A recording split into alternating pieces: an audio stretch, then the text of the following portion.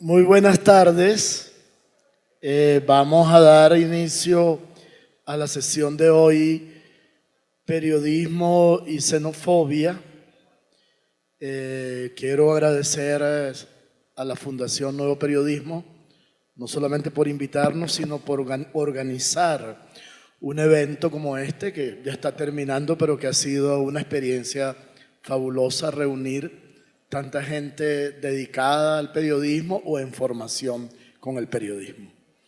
Para mí es realmente un placer profundo tener como interlocutora de hoy a María Elena Salinas. María Elena Salinas es de esas donde el lugar común de que no necesita presentación se hace cierto, pero igual voy a presentarla. Y lo que ya todo el mundo más o menos sabe, lo voy a recordar, que es una persona que tiene una trayectoria muy amplia de largas décadas en la televisión de los Estados Unidos y que además de eso que sí todo el mundo sabe, es una persona que ha recibido galardones importantísimos, 10 Emmys, ¿no? 10 Emmys, el premio Gracie, el Walter Cronkite y una cantidad importante de reconocimientos. Pero además no es solo una persona de televisión, también escribe.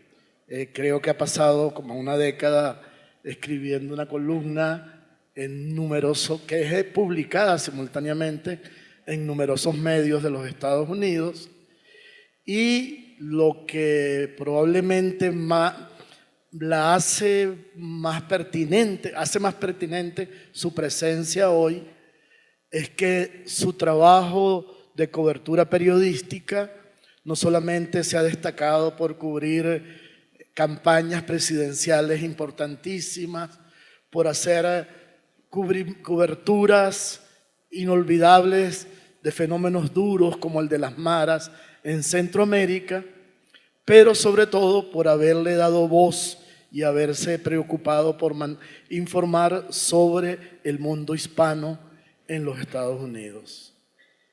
Y no solamente informar, sino que también se ha dedicado a promover campañas sobre la necesidad de que los hispanos se conviertan en ciudadanos de primera, en iguales condiciones que los demás ciudadanos en los Estados Unidos.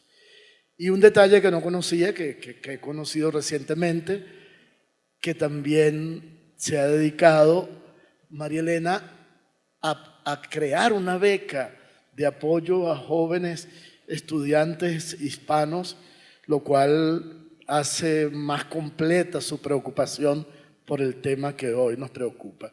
Yo quiero entrar de una vez a preguntarle algo, María Elena. ¿De dónde viene, qué te motiva, cuál es la raíz de esta preocupación tuya por la población migrante hispana en los Estados Unidos? Gracias, Tulio, y también para mí es un honor poder compartir este escenario contigo, y también te quiero dar las gracias al Festival Gabo por invitarme a esta conferencia, a esta ponencia en especial, un tema que cuando lo vi me emocioné, de ese tipo de emoción que te alegras, al mismo tiempo sufres, porque la xenofobia es algo que vivimos muy de cerca en los Estados Unidos y la siento muy profundamente. Yo comencé mi carrera en 1981 en la ciudad de Los Ángeles, en televisión en español, y desde muy temprano en mi carrera, Tulio, yo me di cuenta de la gran necesidad que había en nuestra comunidad de información. Tenían sed de información. Yo sabía desde entonces que mi labor como periodista y la labor de los que trabajamos en los medios en español en Estados Unidos iba a ser diferente que el resto de los medios, porque teníamos un público distinto, un público que para muchos necesitaban saber cómo tener una vida llevadera en lo que para algunos era su nuevo país adoptivo. Necesitaba empoderarlos políticamente, necesitaba explicarles cómo funcionaba el gobierno y el sistema en los Estados Unidos. Y también me identifiqué porque yo era parte de esa comunidad a la que yo estaba reportando, siendo hija de inmigrantes mexicanos, siendo hija de un indocumentado. Mi padre fue indocumentado y mi padre no era el prototipo del indocumentado que resulta ser un estereotipo en los Estados Unidos. Era un hombre que hablaba 6 idiomas, que tenía un doctorado en filosofía, sin embargo, tiene su historia y llegó a ser indocumentado.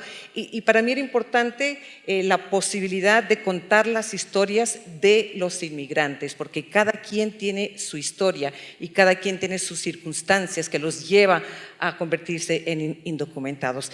Y por eso, desde un principio, muy desde un principio de mi carrera, se convirtió en una pasión y en una misión de vida.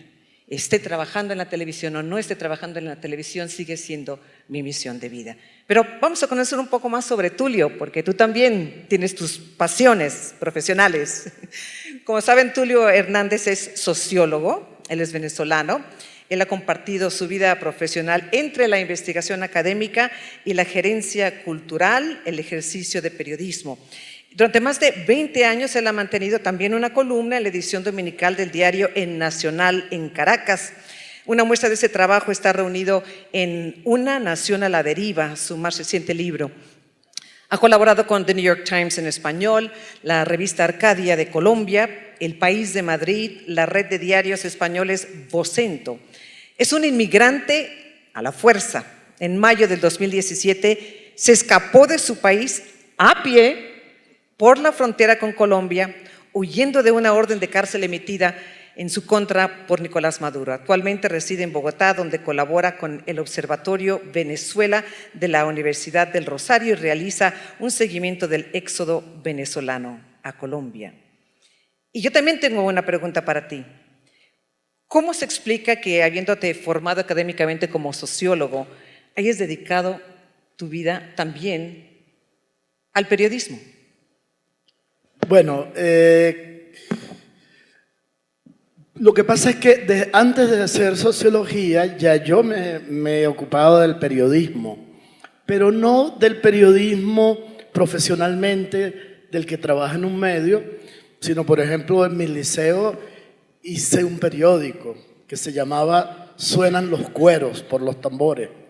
Luego en la universidad hicimos una revista, luego tuvimos un programa de radio y una vez que terminé sociología me di cuenta que la sociología como oficio académico tenía sus limitaciones, le llegaba a un público muy en particular, producía unos saberes para un público y las cosas por las cuales uno hace periodismo, así como tú tienes tu vocación por la migración hispana, pues si quieres luchar por los derechos humanos, por las libertades democráticas, por la formación cultural de un país, pues hay que comunicarlo.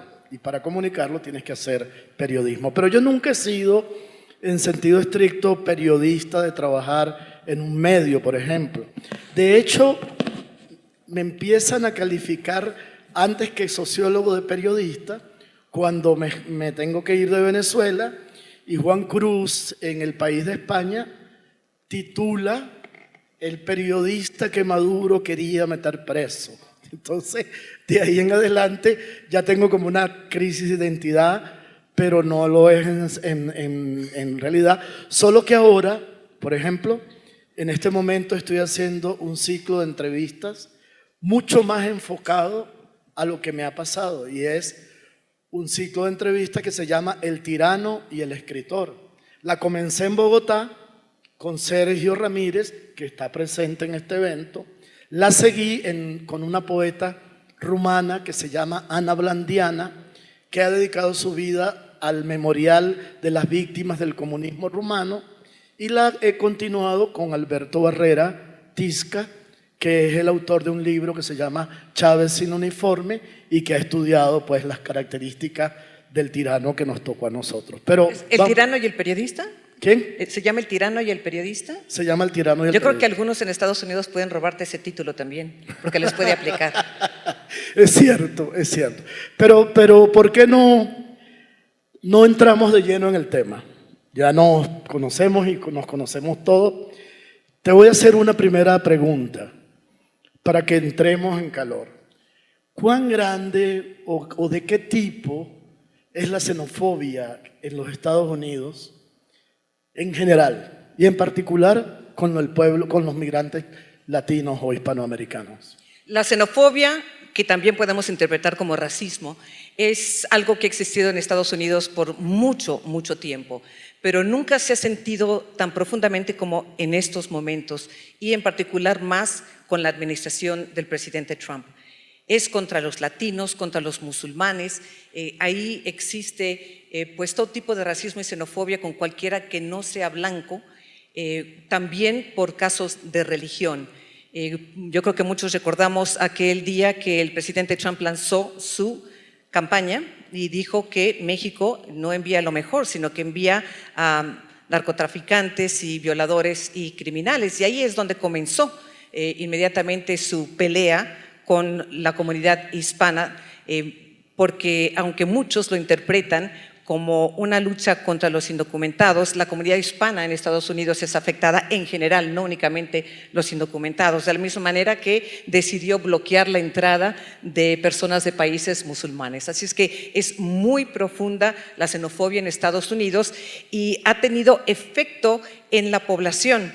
Hemos visto un incremento de incidentes de xenofobia, de odio, de crimen, de odio, de racismo en los Estados Unidos contra todos estos grupos que no son blancos. Sí, podemos enumerarles una cantidad enorme. Ha ocurrido mucho incluso hoy mismo. Hoy hubo un incidente cuando un mexicoamericano, o sea, alguien de origen mexicano que nació en los Estados Unidos, fue al servicio de inmigración para tratar de legalizar a su padre. Le están pidiendo de que muestre que es ciudadano americano enseñando su foto de bebé cuando nació.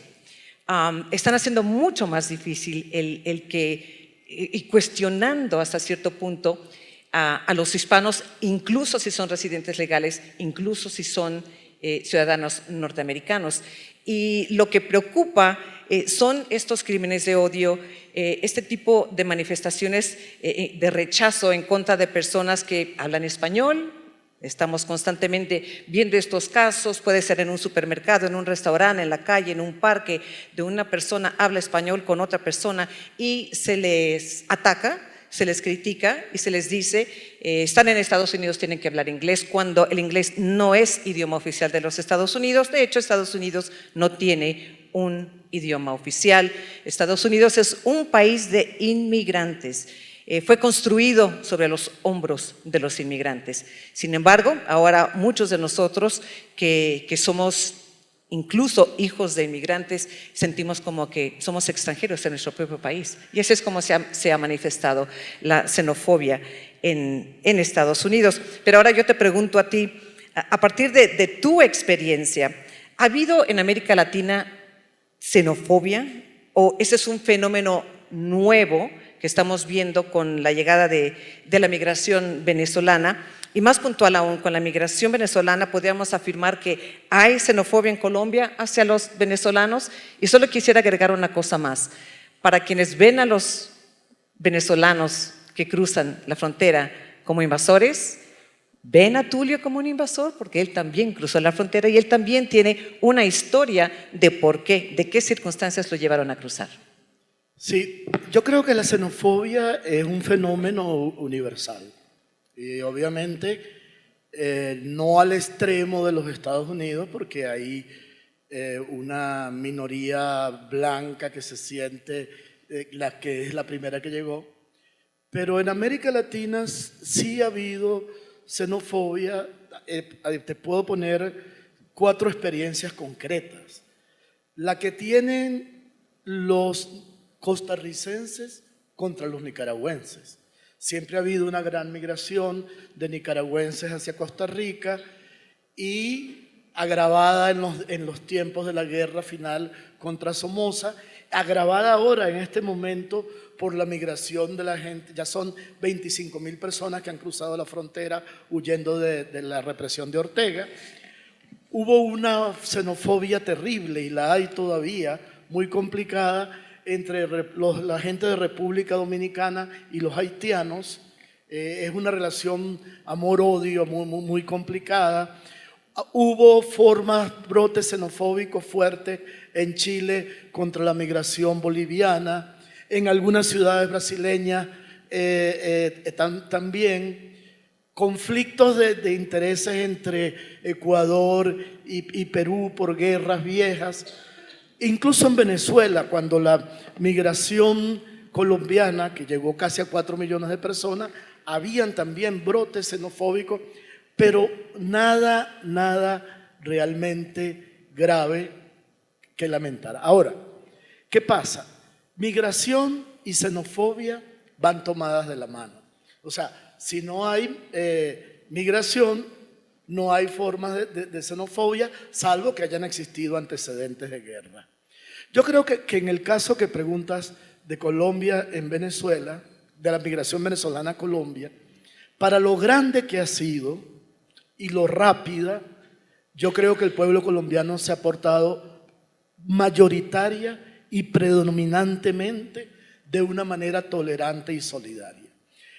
Yo acabo de estar en el eje Cúcuta, Pamplona, Bucaramanga, donde está ocurriendo el fenómeno más dramático de la migración venezolana, que son los caminantes, grupos de venezolanos que suben a pie y que recorren 190 kilómetros entre Cúcuta y Bucaramanga, que atraviesan por parajes de 3.500 metros de altura, donde de noche puede hacer hasta 10 grados bajo cero, y lamentablemente, o por suerte, la gran ayuda que reciben esa gente no son ni de instituciones gubernamentales ni de organismos internacionales, sino de pueblo colombiano que incluso organiza en sus casas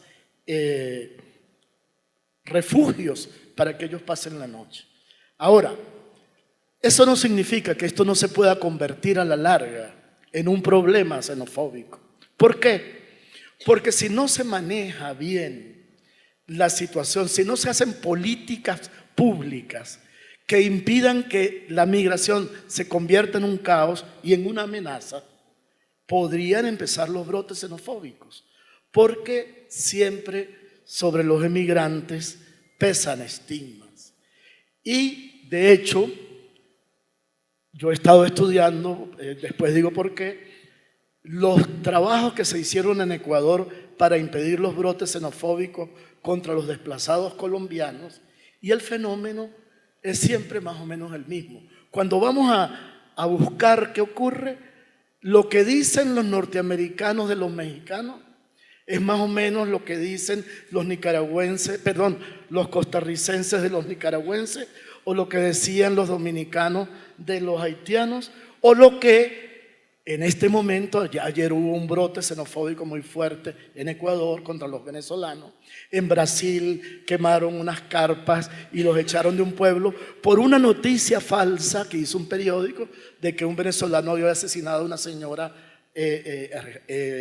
brasileña. Así que yo creo que entre los dos, el hecho de que Colombia y Venezuela se parezcan tanto, tengan culturas comunes, los colombianos hayan emigrado masivamente a Venezuela, nos conozcamos un poco más que otros pueblos que migran, ha impedido lo que sin embargo no está resuelto todavía, de que hayan brotes xenofóbicos. Claro, hay diferentes tipos de estigmas que hay, los dos lo hemos visto. Yo, por ejemplo, te puedo hablar del estigma de que los inmigrantes están llegando aquí para quitarnos empleos, los inmigrantes están llegando aquí para aprovecharse de nuestros servicios públicos, los inmigrantes están creando situaciones criminales, son algunos de ellos. Sí,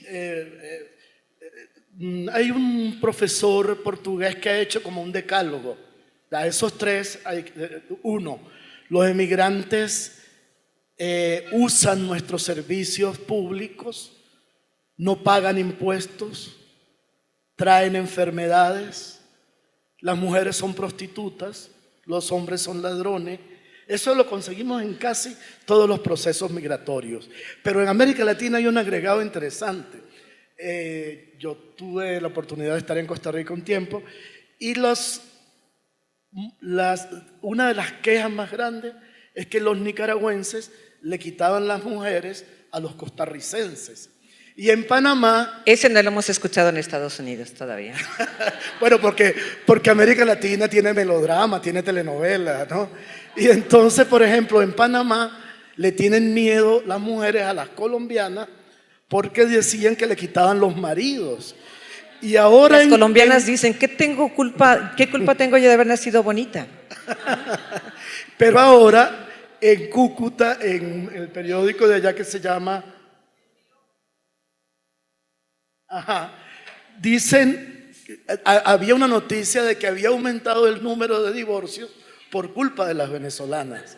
Entonces, digamos que lo interesante es que, y allí viene, te pediría que habláramos, te voy a proponer algo. Lo interesante es que esos estigmas le fueron aplicados a los colombianos durante mucho tiempo, por ejemplo en España y en general a todos los latinoamericanos. Porque en España cuando nos decían sudacas, ahí entrábamos todos, peruanos, venezolanos, ecuatorianos. Pero, ¿qué es lo que hay que hacer? Y ahí sí me gustaría que entráramos en el tema del periodismo, que es el que nos reúne. ¿Cómo crees tú que ayuda o que no ayuda a comprender qué tipo de periodismo podríamos considerar en Estados Unidos que contribuye a la xenofobia? Bueno, quisiera agregar uno más antes de continuar a ese tema, porque es uno de los más preocupantes en los Estados Unidos, que es nos están robando nuestra cultura o quieren cambiar nuestro estilo de vida y nuestra cultura. ¿Cuál es la cultura norteamericana? La cultura norteamericana es la cultura de lo que llaman el melting pot, de muchos países, de muchas nacionalidades juntas. Pero, ¿qué es lo que está ocurriendo ahora? Nosotros hicimos un programa especial, aquí está mi productora Mirna Couto, que hicimos un programa que se llamaba Latinación, entrevistamos a alguien un representante del Centro Hispano de Investigación Pew y le preguntamos cuál es la percepción de los inmigrantes entre los norteamericanos. Y dijo, bueno, en donde viven rodeados de inmigrantes o entre ellos hay inmigrantes, tienen una imagen más positiva, donde no, tienen una imagen muy negativa. Entonces, si ellos no conocen a los inmigrantes y tienen una imagen negativa, es porque esa imagen se la está creando lo que ven en los medios de comunicación. Esa imagen negativa que oyen de algunos políticos y de algunos medios de comunicación que refuerzan esos estigmas que tienen muchos inmigrantes. Lo estuvimos conversando Tulio y yo, por ejemplo, hay mucha preocupación sobre el crimen en los Estados Unidos porque el presidente Trump ha estado insistiendo de que tenemos que controlar la frontera porque a través de esta frontera vienen enemigos combatientes y criminales que van a crear crimen en nuestro país y que va a incrementar el crimen en nuestro país. Entonces, cuando hay un crimen, si un hispano mata a una mujer, que ha ocurrido recientemente, pues el titular es hispano mata a mujer. Si un afroamericano viola a una mujer, negro viola a mujer. Si es un blanco que mata a una mujer, hombre mata a una mujer. Entonces yo creo que los medios de comunicación son los que están también contribuyendo a ese estigma de crimen en los Estados Unidos. Nosotros en los medios hispanos manejamos las cosas de una manera diferente. De hecho, a veces nos reímos porque cuando hay una masacre en los Estados Unidos hay que recordar que todas las masacres que ha habido en las escuelas, en los cines, en diferentes lugares, estos actos de terrorismo doméstico que a Estados Unidos no le gusta llamar terrorismo doméstico, no, sino problemas de alguien que tenía pues un problema de salud mental, siempre pensamos, ay, que no sea latino, por favor, Diosito, que no sea hispano, que no sea latino, porque nos da miedo de que si el asesino resulta ser latino, lo primero que vamos a ver en los titulares no es hubo una masacre, sino que un latino, un inmigrante o un indocumentado fue el que perpetró este crimen. Y yo creo que algo parecido pasa también aquí, ¿no? ¿Qué es lo que podemos hacer aquí para tratar de evitar como medios ese tipo de estereotipos? Sí, yo creo que hay una cosa muy importante y es que es necesario educar a los comunicadores para que no hagan prácticas xenofóbicas en los medios. Porque no es sencillo. El tema de fondo, por ejemplo, es preguntarse, ¿por qué vas a adjetivar si un venezolano mató a alguien, por ejemplo? O si en Ecuador un colombiano mató a alguien, o en Chile un peruano mató a alguien. Si no es significativo para la información, ¿por qué tienes que poner la nacionalidad del homicida? No ayuda a la información. Pero también no lo podemos omitir. Claro, entonces allí, si quieres, entramos ahora en las prácticas positivas. Es decir, ¿qué hay que hacer?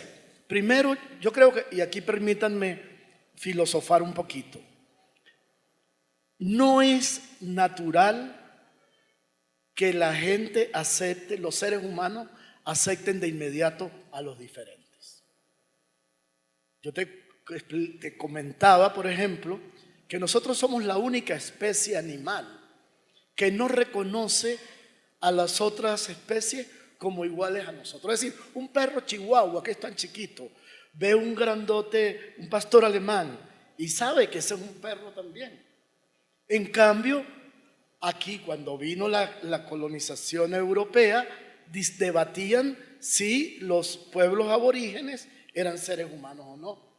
Yo quisiera preguntarte algo porque cuando tuvimos una conversación ayer en el desayuno, me sacó una palabrita dominguera que yo no conocía, quizás muchos de ustedes la conocen, pero yo no la conocía, que es aporofobia.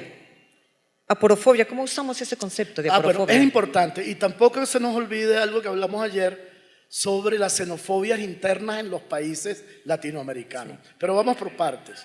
No, yo lo que le decía a María Elena es que en América Latina a veces no hay realmente xenofobia.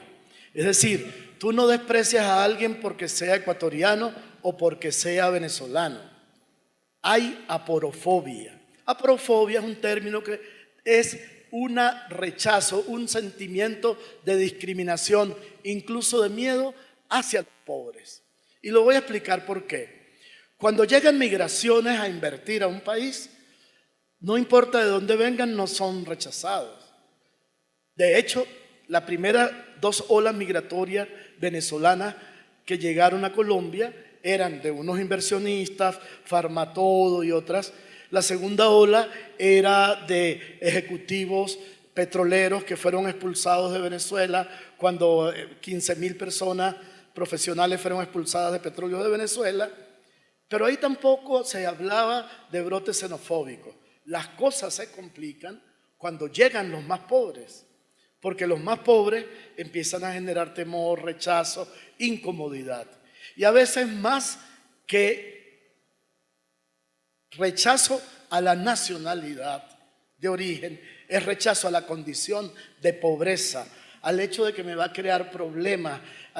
Porque, y aquí pongo un ejemplo de un amigo brasileño que está en Estados Unidos y a él va en su carro, un Mercedes-Benz, y otro latino le pregunta, le va a levantar una multa o algo así, y le pregunta, ¿amarillo es latino o afro o negro?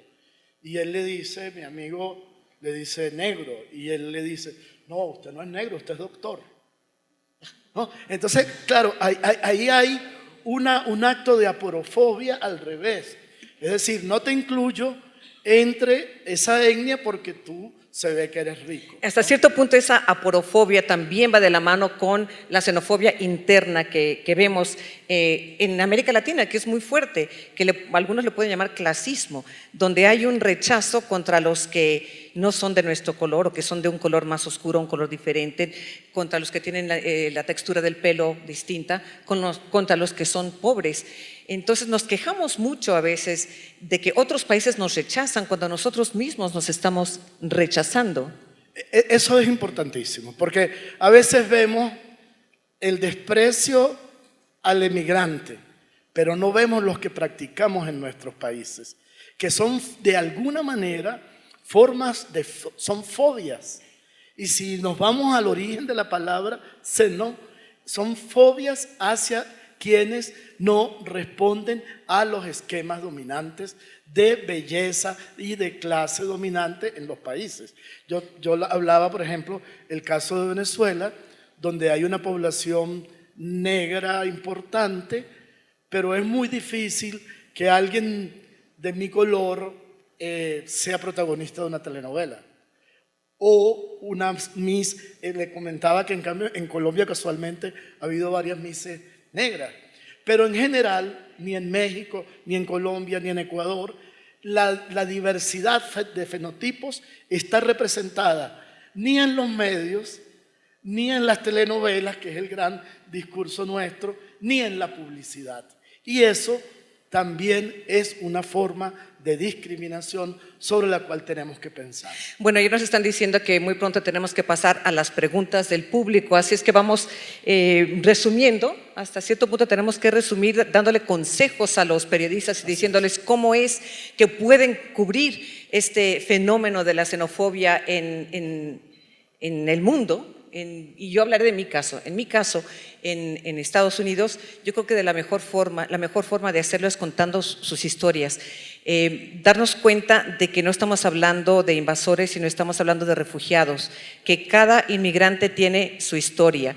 Yo creo que cuando dejamos de referirnos a ellos como números nada más y les ponemos un rostro, un nombre, ya la percepción es un poco diferente. Y normalmente eso funciona cuando la gente ya comprende y tiene un poco de compasión o por lo menos comprensión de lo que ha sufrido ese inmigrante para llegar ahí, cuál ha sido la raíz que lo llevó a emigrar de su país y hacer algo que es muy difícil dejar tu hogar, dejar tu casa, arriesgarte en un camino muy peligroso para simplemente llegar a un país donde piensas que puedes tener una vida mejor y el resultado es que eres rechazado.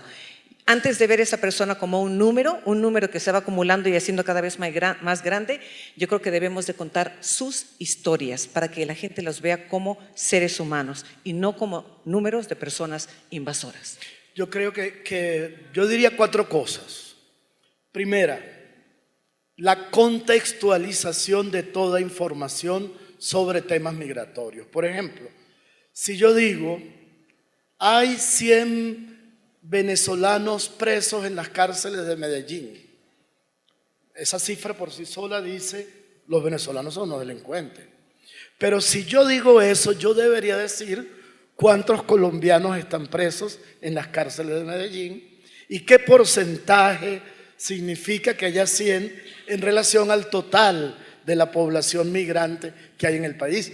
Porque podría resultar que el porcentaje es menor que el de colombianos presos en relación. Y yo lo ponía en el caso venezolano, cuando hubo la migración, ya desde esa época me ocupo de este tema, que era lo mismo, decían, hay 300 colombianos presos. Ajá, ¿y cuántos venezolanos están presos en las cárceles de Venezuela? Entonces, contextualizar toda la información, porque no es cierto, y eso también lo hemos conversado, que esa exigencia que se le hace al periodista en ciertas escuelas, que el periodista no puede sino dar datos, dar cifras objetivas, no debe ilustrar, no debe explicar, yo creo que no es por ahí. Y el segundo elemento es mostrar, el buen periodismo tiene que mostrar los lados no evidentes, no fáciles de una realidad. Por ejemplo, eso. Bueno, ayer uno de los premiados fue un reportaje que hizo una periodista colombiana en asociación con venezolanos, Gina Moreno, acompañando, dándole rostro a la migración, acompañó a una joven que emigraba en autobús, en esa época no estaban caminando, desde Valencia hasta Perú. Y cuando ella va contando esa historia, le está dando contexto a un tema.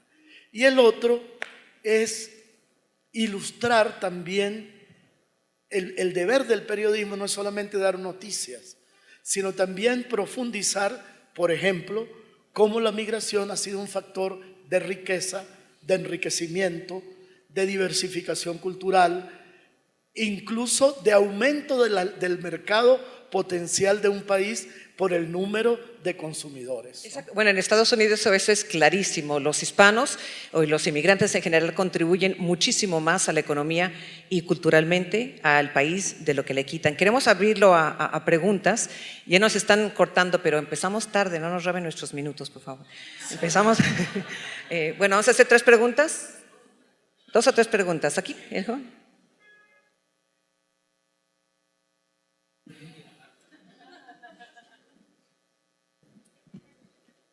Buenas noches. Este país, viendo el drama de los venezolanos, he reflexionado que Colombia es un país xenófobo, excluyente muchas veces, aporofóbico, es un país racista. Es complicado nuestro drama también. O sea, no somos mejor que Venezuela.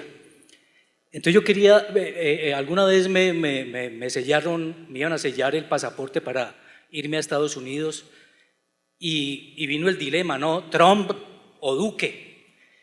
Y decidí pues seguir como de alguna manera aquí en la resistencia.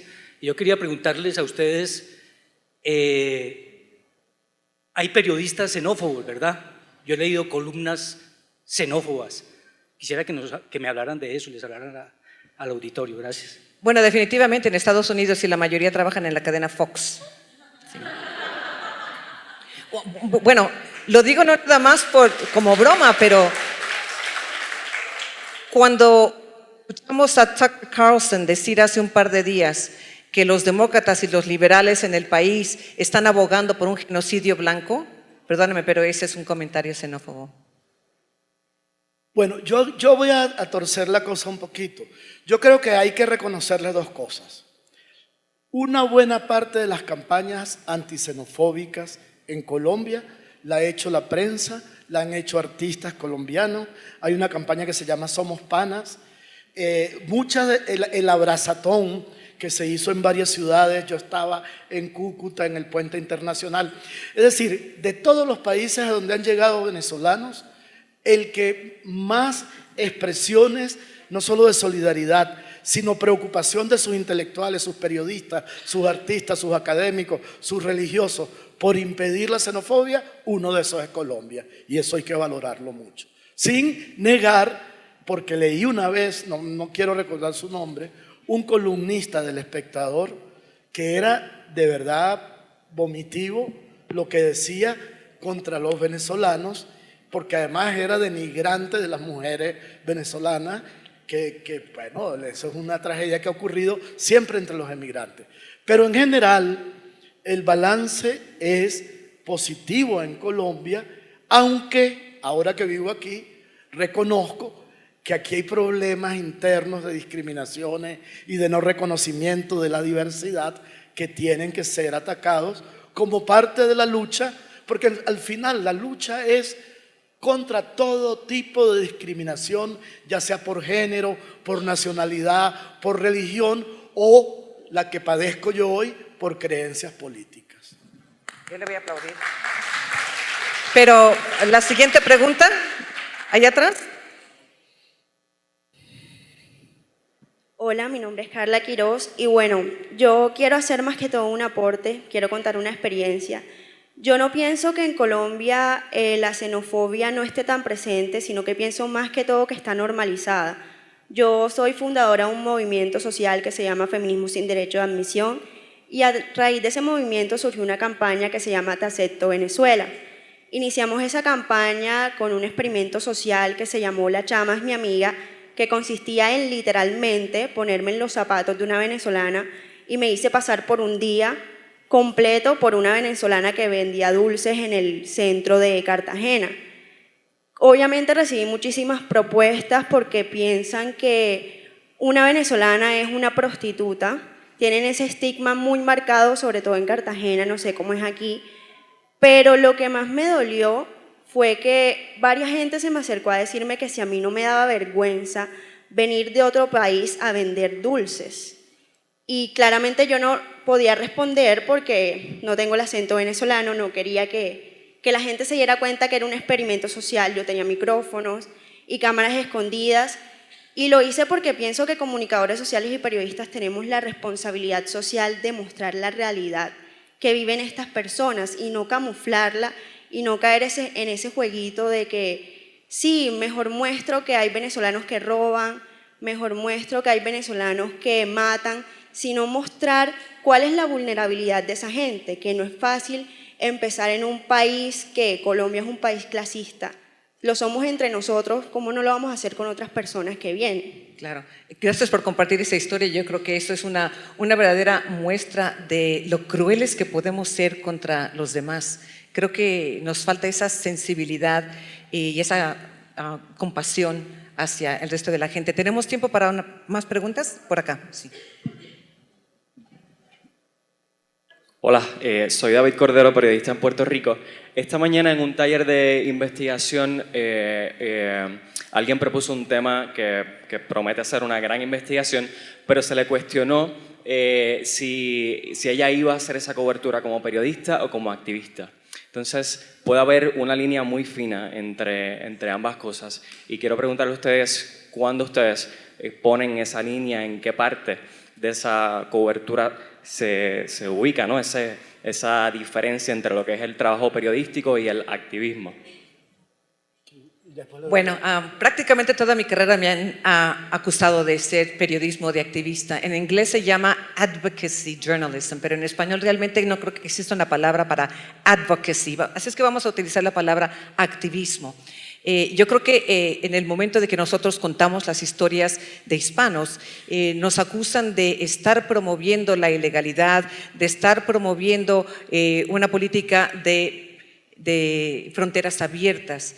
Y lo que nosotros pensamos es que en realidad estamos contribuyendo a la democracia en nuestro país porque estamos convirtiendo en diálogo en lo que puede ser un monólogo de quienes acusan a los inmigrantes de todos los males del país. Entonces, si nosotros no contamos sus historias, ¿quién las va a contar? Por eso yo creo que el activismo que se hace, y eso está cambiando y va mucho a lo que decía Tulio anteriormente, de que el periodista ya no únicamente puede decir pasó esto de que nos enseñaron de qué, cómo, cuándo, qué, dónde. No, ahora tenemos que ponerle contexto. No necesariamente tenemos que dar nuestra opinión, pero sí ponerle contexto, sí dar un lado de la historia, el otro lado de la historia. Y si lo quieren llamar activismo, que lo llamen activismo, que lo llamen lo que lo quieran llamar, pero no podemos silenciarnos nosotros mismos, no podemos autocensurarnos.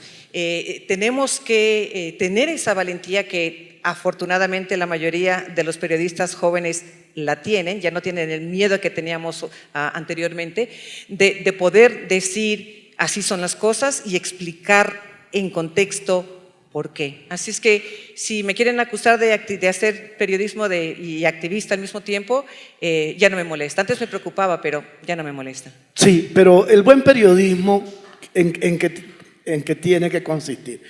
Lo que acaba de decir la joven que contó la experiencia que hizo en Cartagena. ¿Qué es la xenofobia en sentido estricto? Una violación de los derechos humanos. Existen convenios internacionales firmados por prácticamente todos los países latinoamericanos que condenan ese tipo de exclusión. Por lo tanto, reivindicar eso no es un acto solamente de activismo, es buen periodismo, es explicar los tres enfoques por los cuales que hay que aplicar a los migrantes. El derecho internacional, los derechos fundamentales y la mínima solidaridad humanista cristiana que nos une, no es estar dejando de hacer periodismo para hacer activismo, es hacer buen periodismo y en el contexto actual el buen periodismo pasa por la defensa de los derechos humanos, de la democracia y de las libertades. ¿Tenemos tiempo para otra pregunta? Una última, no podemos cortar así nada más. Última, por lo menos. La última. ¿Quién quiere hacer la pregunta? Aquí, el joven.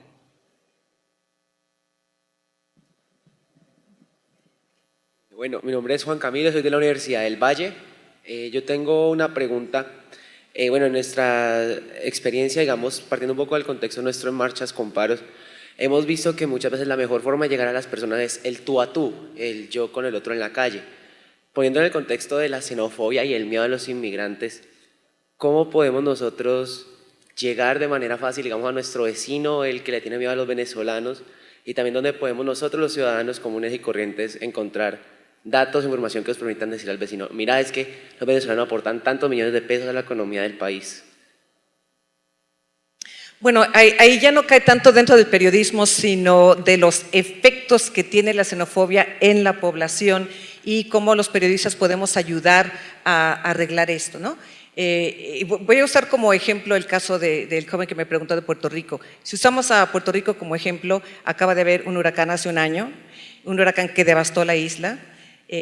Los periodistas tuvieron que recordar constantemente a su público de que los puertorriqueños son norteamericanos también, que estaban siendo ignorados, y cuando no haces eso, lo que ocurre es un incidente que hubo en Estados Unidos donde una chica tenía una camiseta de Puerto Rico y un norteamericano le gritó y le dijo, vete de mi país, mira por qué tienes esa camiseta, ignorando de que Puerto Rico es parte de los Estados Unidos. Entonces, a veces la retórica racista y xenofóbica de los políticos, que también es interpretada por los periodistas, termina afectando a la población y la población no lo entiende. Por eso nuestra labor es tan importante de ayudar pues no a construir muros, sino puentes, ¿no? A ayudar a que nos entendamos un poco mejor. Porque no podemos seguir así, el mundo no puede dividirse más de lo que ya está. Esta mañana hubo una conversación muy interesante sobre la geopolítica y hablábamos de que se está prácticamente, está cambiando el orden mundial y la globalización parece que se está comenzando a romper. Y nosotros, yo creo que como ciudadanos del mundo no podemos permitir que eso ocurra. Y se decía ahí también que de repente los periodistas entienden mejor la geopolítica y la importancia de la geopolítica que los mismos gobernantes. ¿Tú qué opinas?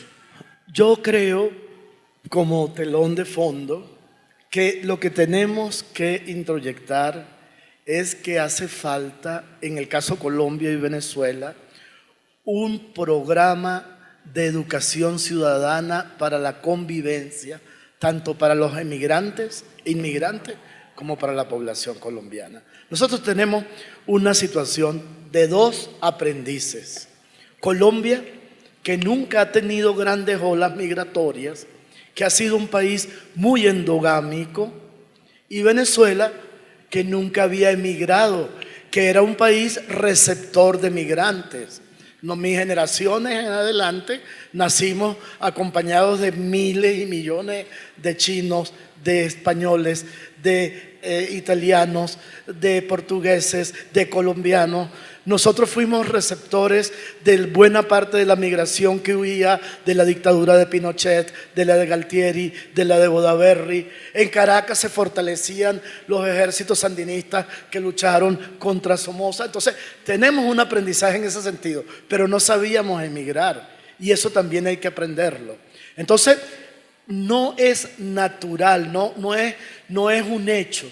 Hay que educar para la convivencia pacífica y hay que educar para la integración. Y la única manera que un emigrante deje de ser una molestia es que se integre. Y para que se integre tiene que ser un ciudadano, tiene que ser productivo, tiene que pagar impuestos, tiene que cumplir con las leyes. Porque si no, va a ser un protegido, un tutelado, de alguna manera una relación parasitaria. Y eso hay que enseñarlo, hay que educarlo, porque además esta es una gran oportunidad para que una cosa de la que siempre hemos hablado, la integración entre Colombia y Venezuela, se produzca, pero no por los gobiernos, sino desde abajo, desde la cultura y la emoción. Tulio, un placer compartir contigo, Tulio. También muchísimas gracias al Festival Gabo por permitirnos hablar de este tema que es tan importante para todos y gracias a todos ustedes por estar aquí. Muchas gracias. Gracias.